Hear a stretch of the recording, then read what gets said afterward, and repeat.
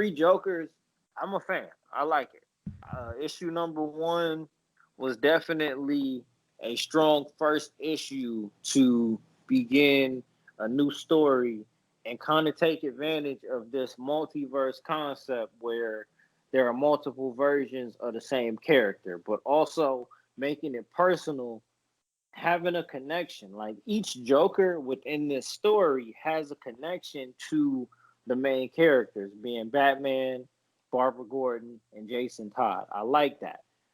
Further than that, what I want to ask you is this question here. And we All right, kind of man. talked about this over text. Do you feel like with what they're doing with these first two issues, very strong first two issues, no delays, no, nothing that appears to be editorial interference, nothing like that.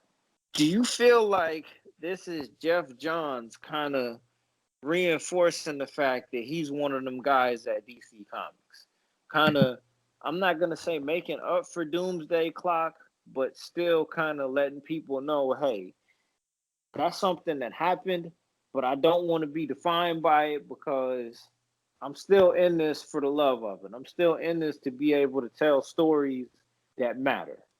I think Jeff Johns is on his bully in DC Comics, man. I think he's coming with that heat, bro, with this story because whatever mixed reaction there was for Doomsday Clock, I think a lot of people don't realize the pressure, the peer pressure to writing a follow up to Alan Moore's Watchmen, which is literally one of Time Magazine's one of the top 100 greatest works of literature, of fiction of all time. And you to follow up with that and merge with the DC universe, that's a big task. You can only imagine the countless amount of drafts, pages, concept art, reworks that he had to do within the 2 years it took to complete that series. So this is him in a comfortable zone. He doesn't have to have any big expectations. He doesn't have to follow up to any previous work. This is him creating something on his own, using the past as guidance to stare something new. And Mm-hmm. the artwork is phenomenal. Like I said, the dark detective, mysterious feel to it.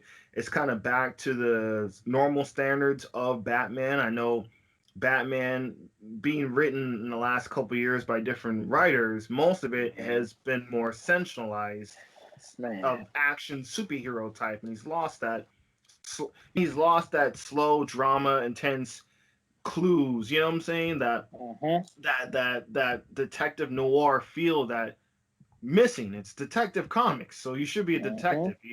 Not everything needs to be bombastic explosions and Joker gas and all that shit. So this is a nice change of pace from the status quo. And this book, in comparison to other books out there being released, it's night and day difference, man. The Yeah. quality of the illustrations, the Man. panel layouts, Watchmen style, but it's not overdoing the Alan Moore shit, the Frank Miller shit. He's doing it on his own with a little bit mix of that too. So he just firmly reestablished himself. Not really reestablished himself. He just furthering establishing himself as that dude at DC Comics who's writing some of the best new material of the whole lore in 2020 and above in the last 5+ years, and is Right. continuing to do that. And it's something worthwhile. It's definitely something worthwhile for someone on the outside looking in, saying, "Yo, this was a really good Batman book. You need to check Man. this shit out. Yes. This shit, this shit probably would get adapted at some point, either animated or full live action. You know what I'm saying? And that's Yeah, a man. rarity. That's a rarity for a lot of news stories of a lot of these big premiere characters. Right. That is definitely And rare. and the fact that this is a Joker centric Batman story, do you feel like that adds something to it? Do you feel like that gives it a little bit more focus? Does that make the story a little bit better knowing that? Because, I mean, at the end of the day, at this point in time, it's not a secret. There's no beating around the bush at this point. The best Batman stories at this point in time tend to be centered around him dealing with the Joker. So the fact that you have three different versions of the greatest antagonist for the character of Batman is almost a recipe for success. No doubt to feature one of the greatest villains of all time on print in a book with him as the main storyline. That's a no brainer, right, man? That's definitely helping with the quality of the book and the focus. Have three different versions that almost do like a little bit of a character study of how different Joker has been over the years. Subtle differences, very subtle differences between the three versions, Mm-hmm. and Jeff Johns is showcasing that, and it only makes sense to have a mystery, to have something new and a new relevant Batman story feature the Joker, because those two go together like peanut butter and jelly, man. When it comes to these stories, something about the dynamics between those two characters equals some really good writing material, really good drama. I think it definitely helps that you have the Joker, three versions of his best villain in his whole rogue gallery. Okay. So with that being said, let's get back to Jason Todd. Hi. Like, this is my thing here. And again, we kind of touched on this a little bit before in a prior video about Mhm. Cable.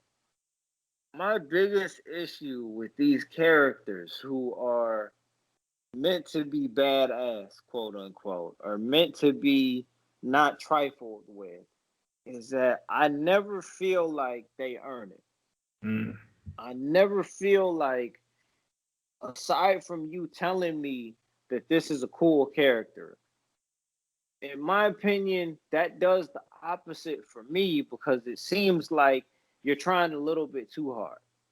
Everything about Jason Todd as the Red Hood comes off as a guy who's trying way too hard.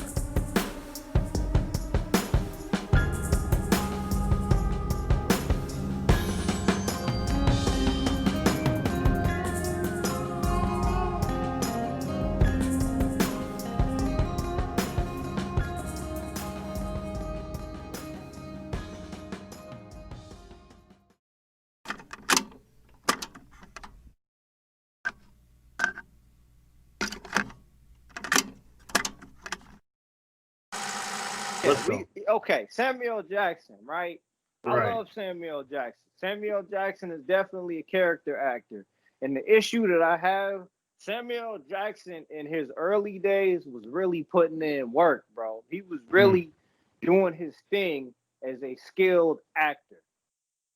And he still has it in him. He still has the capacity in him to be able to do it. I just think that he's been doing it for so long that people recognize him more for when he's been doing it for so long that now he's almost a parody of the performances he put in when he was actually making his bones as an actor. True.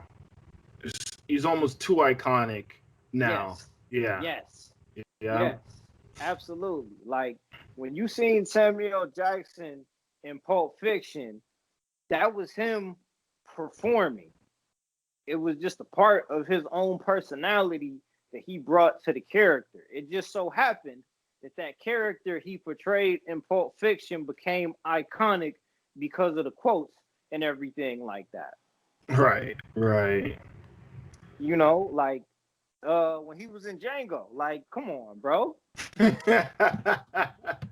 Oh yeah, he killed that shit, yo. he did his Yeah. thing in Django. Like, going back, I sent you a text message about it before. Like, Jackie Brown, Samuel Jackson in that movie, Jackie Brown from 1996, to me is one of the most underrated performances of his whole career. I remember that text. Yep. There is no reason why Samuel Jackson should not have been nominated for an Academy Award back in 1996. And the fucked up part about it is that you're never going to get to see Samuel Jackson as a bad guy like that again. The last time he was a bad guy was in Django Unchained. But because, like you said, he's so iconic now and so well known, he doesn't have to work that hard anymore. you're not gonna see Samuel Jackson perform as a bad guy because of exposure and everything like that. He's too likable as a person to ever kind of take that turn as a bad guy again. Right, right. That's what made his role in Django so jarring and so effective. You know what I'm saying? Mm-hmm. That's why he probably cut loose with it because he was so bored of doing the same thing over and over again. Right. Like, yeah, man. I don't know. Yeah, man. Like, but kind of back to the conversation we were having earlier in the week.